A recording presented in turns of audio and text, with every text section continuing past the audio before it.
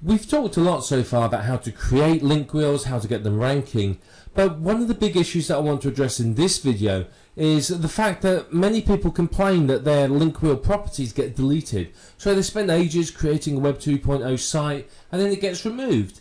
Now, you're creating these sites on somebody else's property. Effectively, you're going to somebody else's house and you're sticking a poster up on the wall. Now, some of these sites are more militant than others. Some of them are very anti-internet marketers, and obviously they want to look after their visitors, they want to provide value to their visitors, and they're not there solely to help you make money and boost your sites up the search engine rankings. They're there to provide a service to people, and we are basically, as internet marketers, taking advantage of their generosity in order to make money ourselves. So how do you avoid getting your Web 2.0 properties deleted? Well, firstly, it's important to add value with your link wheel spokes. When you create a link wheel spoke, don't just blast out any old rubbish, because frankly that's not going to do well. You're going to end up finding them deleted. If you've got good quality information and you spend a bit of time to make the link wheels look nice, then you're going to get some good quality results. They're not going to be deleted. So you have to remember that your link wheel spokes need to add value, particularly to your readers and to the site that you're creating them on. So promoting and creating junk link wheel spokes is going to invite them to be removed and deleted. So when you are creating these posts, don't be overtly commercial. You know, if you basically your link wheel spoke is all about buy this product, buy this product, buy this product, it's likely to be deleted. What you need to do instead is to review the product or talk about the subject and recommend the product, something like that. If you're too commercial, you can find that your sites are going to get removed. And some are worse than others for this. You know, Blogger is well known as being very overtly commercial sites. So you've got to be very, very careful in how you create them. But if you're thinking about adding value and thinking about a real person visiting that site looking for information and you are providing them with that information, then you will not have any problems with your link wheels. The last thing you want is for any of your spokes to be deleted. Yeah, if you've built up the page rank of one of the spokes and then it gets removed, that's a problem. You know, you spent a lot of time and effort on it. So, you know, you need to really value your spokes and treat them well, and that will help you to rank very, very well for it. Now, this is one reason why some people will create their own network of domains they own around their money site, is because that way, if a spoke gets deleted, they're not really that worried about it. They're still going to be doing okay with it. But basically, the whole aim of this exercise, if you like, is to avoid leaving any footprints. You do not want to leave footprints that say this is a link wheel. You've got to remember the search engines are smart. Google in particular employs people with brains the size of planets. You know, they are smart. They know what we're doing. They are sitting on our forums. They are subscribed to our newsletters. They know exactly what we are doing and how we do it. And you know, they're going to let some of it slide, but you know, the search engines are there to provide accurate search results to the people that use them. If they don't do that, then they will lose their position as a search engine. People won't use it. It's happened in the past. Many years ago, Yahoo were the #1 search engine. Their results weren't very good, and AltaVista came along. Their results were better. Everyone moved to AltaVista. Then Google came on the scene. Their results were even better. AltaVista is, you know, died and forgotten as far as many people are concerned nowadays. But for a time, AltaVista was the search engine of choice. So the search engines are there to give a good search experience and good results to their users. So, you know, if they think that people are trying to manipulate the search engine results and basically, you know, promote junk, then they're going to remove them. They're going to do something about it. Remember, some years ago there was the big Google slap where all the junk IM sites, information sites, were removed overnight. So you've got to avoid leaving footprints, and that's part of what we're going to discuss in this video.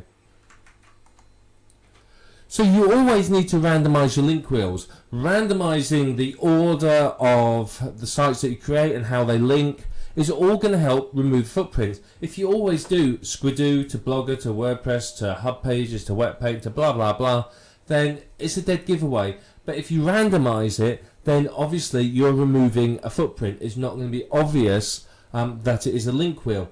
Sometimes you may break the link wheel and not link to another site within it, but link somewhere completely different, or just to the money site, or to an authority site, or something like that. And creating randomness like that helps remove the footprint of a link wheel. The other thing you can do that is very, very effective is to add new content over time. So you create your link wheel sites and you go back a week later and put another post on, increase the length, a week later add some more. Because most sites within the link wheel only have a single post on. So by creating it with 2 posts and then adding more over time, instantly you're stepping away from the whole I'm a link wheel thing, and it's looking more and more natural. And that's what you're after. You want your sites to look like they are naturally created by a real person in order to share information, rather than something that has been created solely to promote your money site. Now, one thing you can do that I find to be highly effective is use different names and email addresses. Go to Yahoo, Gmail, wherever it might be, create multiple email addresses and then use different names. And if you do that, then obviously that again removes the footprint. If you've created 100 sites pointing to you and they're all in the name of Fred Smith at fredsmith@yahoo.com, then that's a big footprint. What I would tend to do, and this is me personally, is I would go to on each Web 2.0 site, I would use a different email address. I would create a brand new email address somewhere and with a different name, and I would use that to create the site, and that is going to be very, very effective, because obviously you've removed the big footprint of the same name and email address. Now obviously, yes, it's a little bit more work, but you're building a network of sites that's 100% natural and is going to last. Now, there is automated software on the market that will create the link wheel for you. However, I've tried 3 different pieces of software now, and honestly, they're all problematical. They really, really are. The trouble is creating a link wheel is a complex process, and much of the software relies on scripting. So it relies on being able to go to the site, and the software knows that if it clicks here, it goes to the next page. If it fills in this information here, it does the other. So it all relies on the page looking the same. Now, obviously, the Web 2.0 sites realize that people are creating automated software, so what they do is every now and then they'll just move a checkbox or a button or something else, and then you'll find that your software doesn't work. I've used a few pieces of software, and honestly, I'm not happy with any of them. They've been notoriously unreliable and flaky, basically, is the only way I can say it. And I think that's because of the complexity of the software and what it's trying to do. But there is automated software out there that you can look at and you can try to use.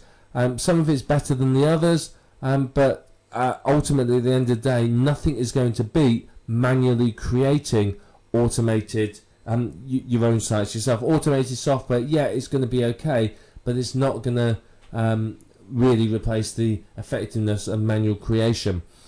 Now, if you're creating many of these sites, if you're going to create 10 sites on Squidoo in a day, you may want to use some sort of proxy in order to disguise your IP address. If Squidoo sees somebody from one IP address creating lots and lots of sites, then obviously that's going to raise a big red flag for them.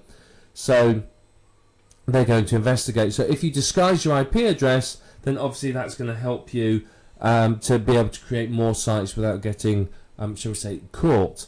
So when you're starting your link wheel, don't always start on the same Web 2.0 site. A lot of people will always start on Squidoo or Hub Pages or whatever it might be. Now that's a footprint. Randomize it. Don't start on Squidoo and then move to the same one. Pick a different site at random. You've got a big list of Web 2.0 properties, just pick one. Doesn't matter where you start, you'll work your way through them all.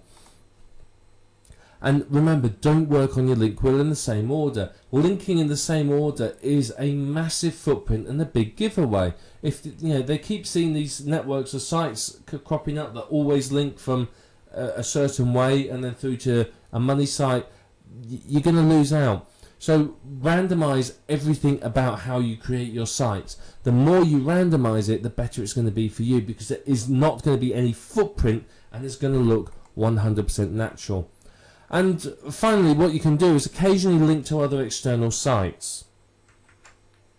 Linking to other external sites is going to do you a lot of good, because Google likes to see information sites linking to authority sites. So what I'll often do is I'll link to a page on, say, Wikipedia, or a manufacturer's page or something like that, in order to show that I'm not just promoting my own stuff, but I'm also linking through to known authority sites in the niche. And what that does is, again, make it look 100% natural. And finally, 70% of your links need to be your main keyword and 30% your other keywords. Again, this is randomizing it and making it all look very, very natural. So the links between your link wheel spokes and through to your money site, 70% of them your main keyword and 30% other keywords. And if you apply these tips and what you've learned here, you will do very well. You're not going to find your link wheels being deleted or removed, and you're going to get some very, very good results.